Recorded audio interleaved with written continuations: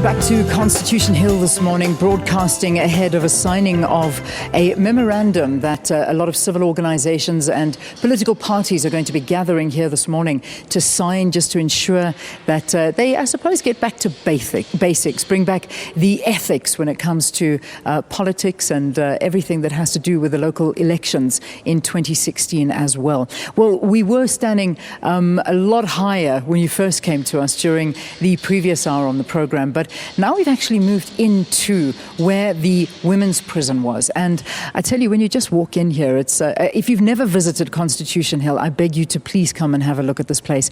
It's full of history. It's full of stories that will really make you think a lot. Very, very much so. In fact, I asked one of my cameramen just a bit earlier, if he could get a shot of that door over there. There's a door that is a very thick steel door. Now, behind that door are the isolation cells and some names that you perhaps, I don't know, would know. And one person being Paulus Zulu spent 18 months in this isolation cell over here. And I mean, this particular area where we are is called the Atrium. And this is where a lot of, I suppose, this is where all the activity used to happen. And you'd find a whole bunch of doors where a lot of the prisoners would be led out to go and exercise. The cells are upstairs. And also right now, what you'll find quite interesting is this is the house of the Joburg office for our public protector, who sits here when she is in Joburg. So there is just so much in this area that you need to come and visit. So let's just continue our discussion of what, in fact, this memorandum is actually going to be talking about, and that is just trying to get back to basics when it comes to the morals of South Africa. Now, I'm joined from the UKZN, a sociology professor, Paulus Zulu, who is the author of a book, A Nation in Crisis, An Appeal for Morality. He was part of the process when the Charter of the Election Ethics was developed in 1994 and the Charter of Positive Values. It's an absolute pleasure having you. Thank you very much for being our guest here. Thank you. Thank you very, very much. Let's talk about your book. Now, it was released or published, I should say, in 2013. 3 years on, what does South Africa look like to you in terms of morals and ethics? Well, the book was literally written as a response to a disappointment, particularly unfulfilled hopes.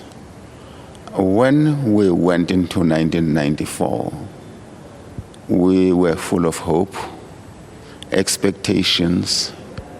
We expected nothing but the best from our country.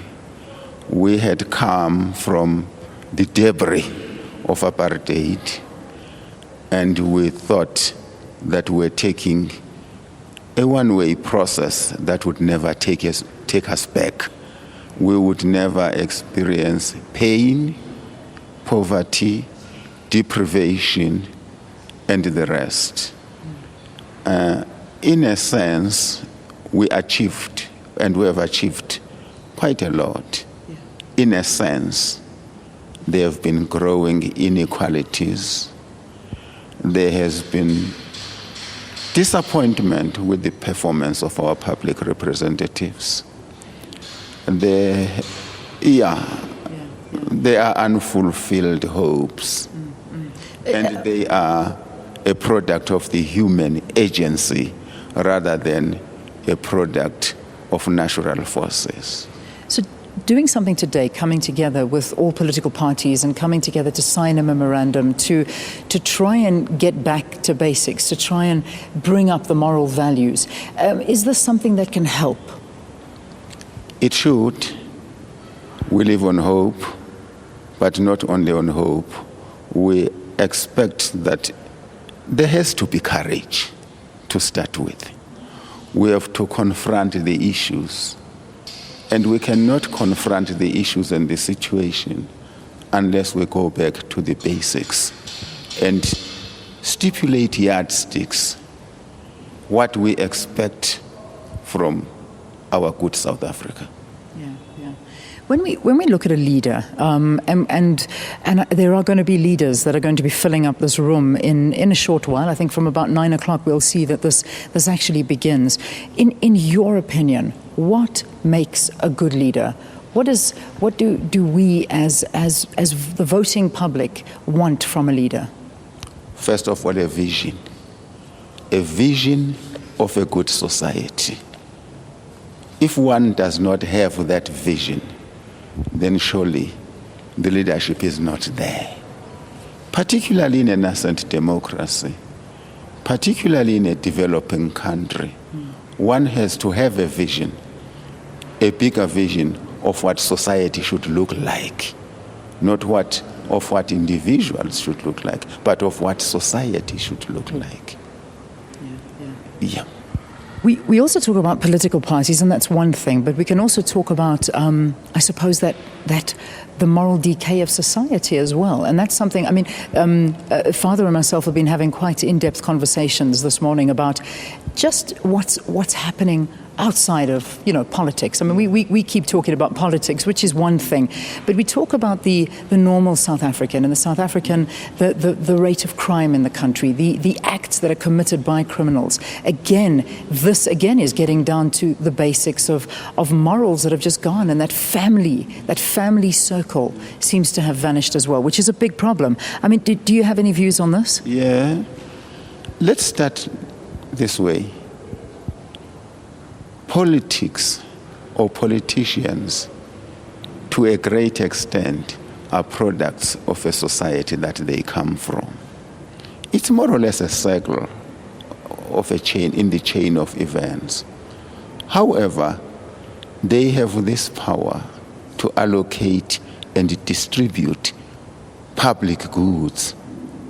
And by public goods, I mean things such as education, providing the leadership and the morality. They are products of the soil, but they can also change the soil, help the soil to generate better products. Yes, there is a problem with the South African society. And I think the problem is also, to a great extent, historical. Yeah. The destruction of the family during apartheid has quite long-term consequences on the moral fabric of society. However, we are also in a position where we should be seen to be working to rectify this very deep chasm. Let's leave it there for this morning. Thank you for talking to us. Thank you so much for your time. And I know you told me before, to stand for the song is an issue. So we really thank you very, very much for being with us here on the program. UKZN Sociology Professor Paulus Zulu, also an author who wrote the book A Nation in Crisis, An Appeal for Morality. Let's take a break.